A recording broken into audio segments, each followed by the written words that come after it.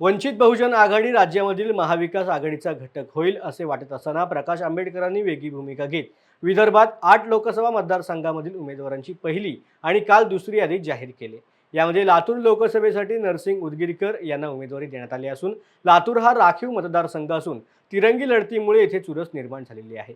जिल्हा उद्योग केंद्राच्या व्यवस्थापन पदावरून स्वेच्छानिवृत्ती घेतल्यानंतर ते राजकारणामध्ये सक्रिय झाले असून ते आता वंचितचे उमेदवार आहेत। त्यांच्याशी संवाद साधलाय आमचे प्रतिनिधी सलीम शेख यांनी।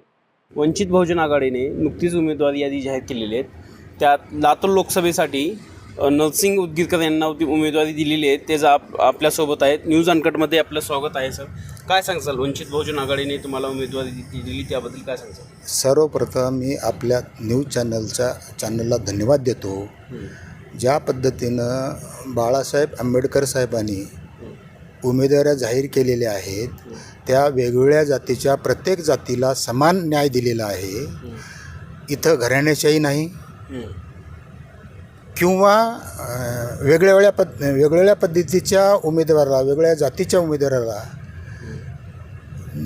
न्याय दिलेला आहे आणि त्याप्रमाणे त्यापैकी मी एक आहे, लातूरचा उमेदवार म्हणून त्यांनी दिलेला आहे।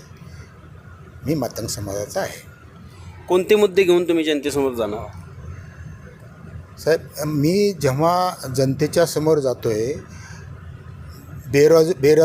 बेरोजगारीचा प्रश्न आहे, उद्योगाचा प्रश्न आहे, महागाईचा प्रश्न आहे, हे असे अनेक मुद्दे घेऊन मी पुढे जातो आहे।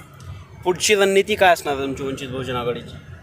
वंचित बहुजन आघाडीचे जे उमेदवार दिलेले आहेत ते उमेदवार अतिशय कुशल आणि उत्कृष्ट आहेत।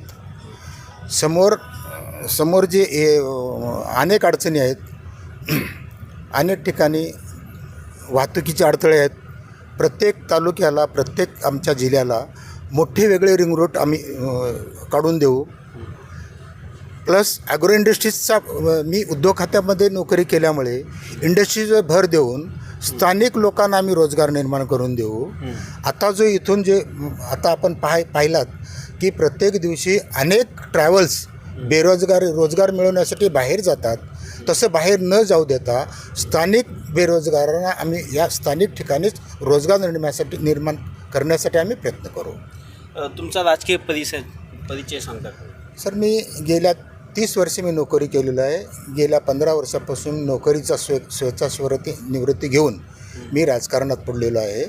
जेव्हा स्वेच्छानिवृत्ती घेऊन मी माझ्याकडे योगेश नरसिंगराव उदगीरकर युवा मंच स्थापन केलेला आहे आणि त्या युवा मंचच्या माध्यमातून आम्ही अनेक कामे केलेली आहेत। कोरोना काळामध्ये औषधोपचार असणे, कोरोना काळामध्ये ज्या लोकांना अन्नपाण्याची व्यवस्था हवी होती त्या व्यवस्था आम्ही पुरवल्यात। अनेक लोकांना आम्ही त्या अडचणीत असलेल्या लोकांना औषध पुरवठा वगैरे केलेला आहे। त्या माध्यमातून आम्ही पुढे येतो आहे।